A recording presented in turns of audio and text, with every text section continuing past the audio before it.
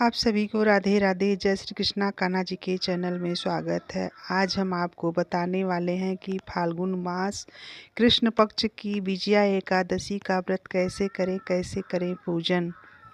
विजया एकादशी का व्रत भगवान श्री रामचंद्र जी ने किया था जब रावण ने सीता मैया को उठाकर लंका ले गया था। तो जब युद्ध होने वाला था उसके पहले श्री राम जी ने विजया एकादशी का विजय प्राप्त करने के लिए यह व्रत किया था। यह व्रत हर एक सफलता में विजय दिलाने वाला, इसलिए आप भी अवश्य करें। विजया एकादशी व्रत का प्रारंभ 12 फरवरी दोपहर 12:22 से प्रारंभ हो रहा है। यह समाप्त होगा 13 फरवरी दोपहर 2:25 पर समाप्त हो जाएगा। इसलिए उदय तिथि के अनुसार हमको 13 फरवरी में व्रत रखना है और इसका पारण का शुभ मुहूर्त है 14 फरवरी 7:05 से 9:14 तक हमको पारण कर लेना है। एकादशी के दिन हमें सुबह जल्दी उठना चाहिए। स्नान के बाद तुलसी पत्ता ले लेना चाहिए। पुष्प हैं तो पुष्प ले लें, नहीं मार्केट से मंगा लें। पीले फूल चढ़ाए जाते हैं भगवान जी को। उसके बाद घर के मंदिर को अच्छी तरह से सफाई कर लें और चौकी पर पीले वस्त्र बिछा लें। आपके पास जो है वो बिछा लें। चौकी पर अच्छी तरह सफाई कर लें। घर के मंदिर की पूजा के लिए हमें सबसे पहले बुक चाहिए।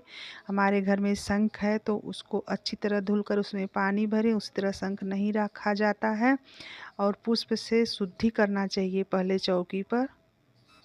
एकादशी व्रत में चावल का इस्तेमाल नहीं होता, इसलिए हम दीपक में थोड़ा सा तिल रखे हैं और तिल के तेल का ही दीपक जलाया जाता है। घी का जलाइए चाहे तिल का तेल का जलाइए। पीला चंदन से या हल्दी से गणेश भगवान का पहले हम पूजन करेंगे, पुष्प समर्पित करेंगे, उनको रक्षा सूत्र समर्पित करेंगे, वस्त्र रूप में दूर्वा समर्पित करेंगे। पूजा करते समय सबसे पहले गणेश भगवान का पूजन होता है, उसके बाद ही सभी देवी देवता पूजा स्वीकार करते हैं। और हमने लक्ष्मी माता को पुष्प समर्पित किया। लक्ष्मी नारायण को एकादशी के दिन तुलसी पत्ता अवश्य समर्पित करें। और फाल्गुन मास चल रहा है इसलिए गुलाल सभी देवी देवताओं को अवश्य लगाएं। हमने लगाया, अपने कान्हा जी को भी गुलाल लगाया। हमने हाथ में पुष्प ले लिया है, चावल की जगह हमने सफ़ेद तिल ले लिया। भगवान से प्रार्थना इस प्रकार हाथ जोड़कर करना चाहिए। प्रार्थना के बाद उनके चरणों में पुष्प समर्पित कर दें और जो भी आपके पास भोग प्रसाद है, फल है, सब भगवान को समर्पित करें। एकादशी के पूजन में जो भी आपके पास है इस प्रकार से भक्ति भाव के साथ समर्पित करें।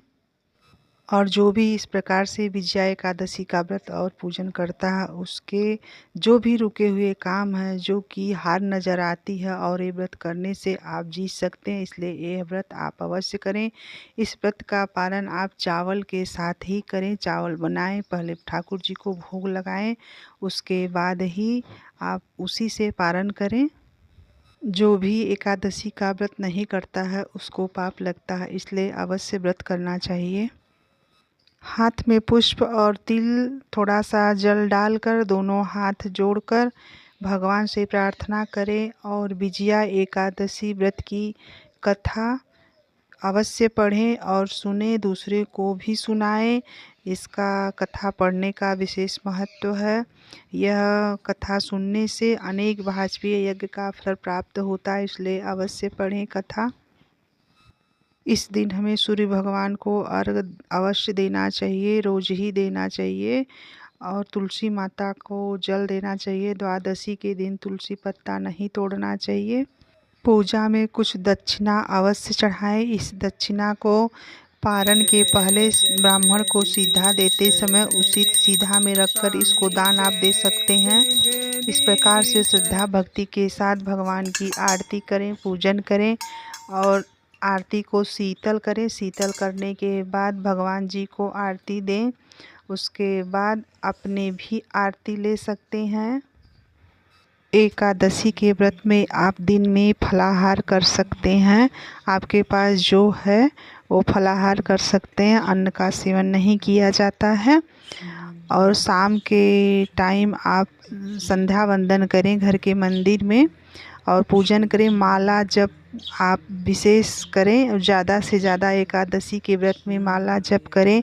आपने गुरु मंत्र लिया है तो उसी माला से जप करें। अगर नहीं लिया है तो आपका जो इष्ट है, जो आपने मान रखा है, जो आप जिस देवता भगवान से आप प्रेम करते हैं, उन्हीं का आप मंत्र जाप अधिक से अधिक करें।